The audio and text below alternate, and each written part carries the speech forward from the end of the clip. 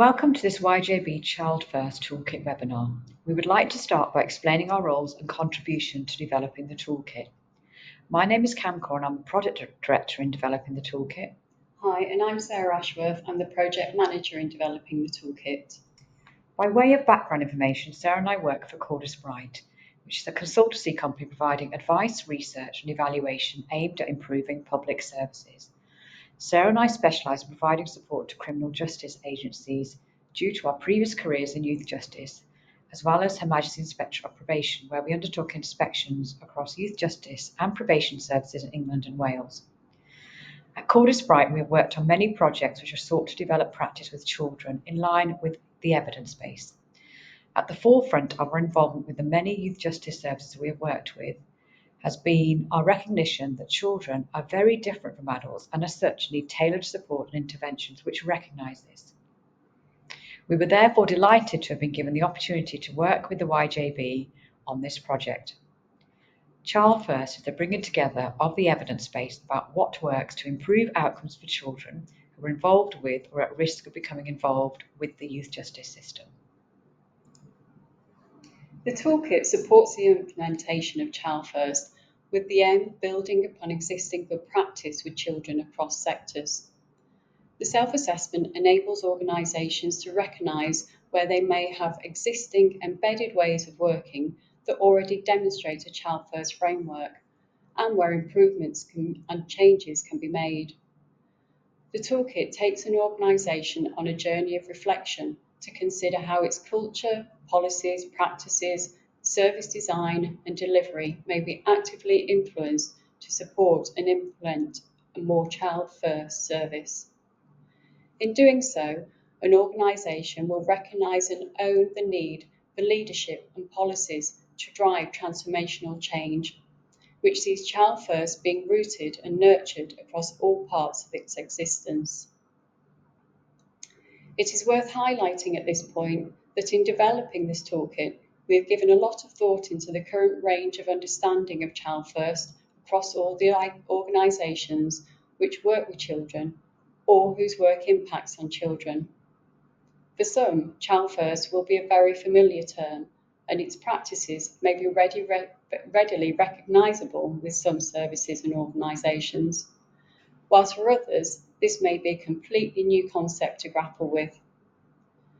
We therefore agreed with the YJB that it was important to include relevant background information on Child First and its strong evidence base. As such, the toolkit also includes valuable links and further resources and reading on the subject matter.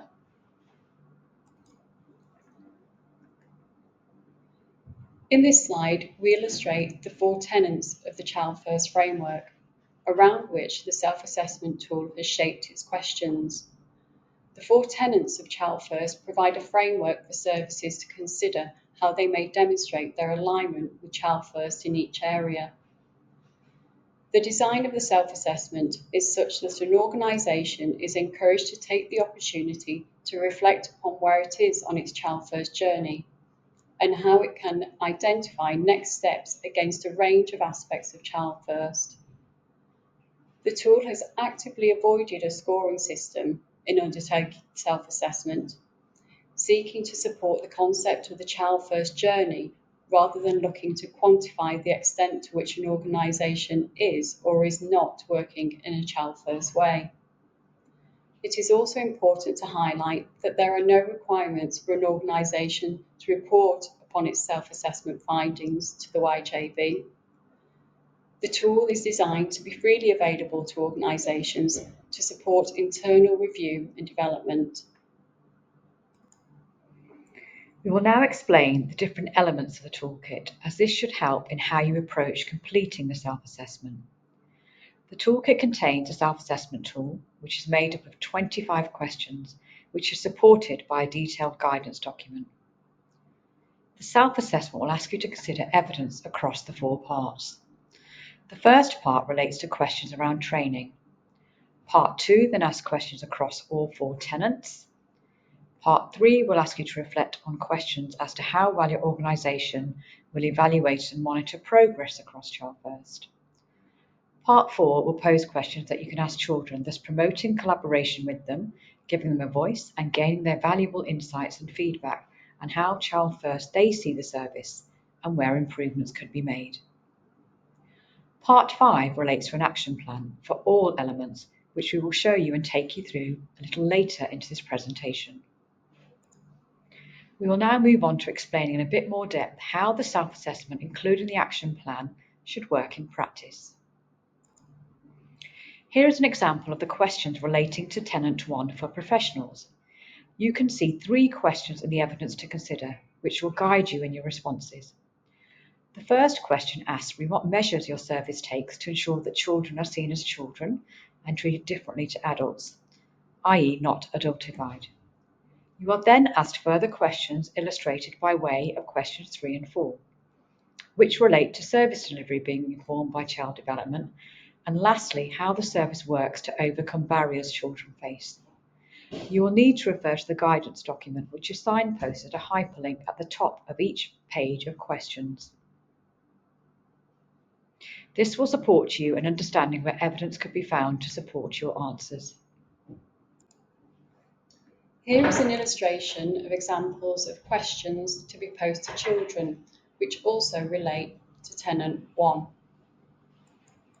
The first question is, how well do caseworkers or adults in your service understand what has happened in your life? Secondly, how do adults in your service make sure you understand what is happening or what they are doing? Thirdly, it asks you to consider how welcoming surroundings are when children visit your service. As with the questions for professionals, the children's questions are also supported by the guidance document. This last illustration shows how the action plan is displayed in the self-assessment. It is envisaged that by taking your areas for improvement determined by the self-assessment process, a focused action plan detailing actions to be taken, by whom and within what timescales will be developed. Again, the guidance document will support you with this process. The action plan template is a suggested one. You may decide to use your own internal templates. You may also wish to use a RAG rating. This is very much discretionary. As mentioned earlier and throughout this presentation, the self-assessment tool is supported by a guidance document. This is an essential part of the toolkit and one which we would encourage you to read and be familiar with before embarking on the self-assessment.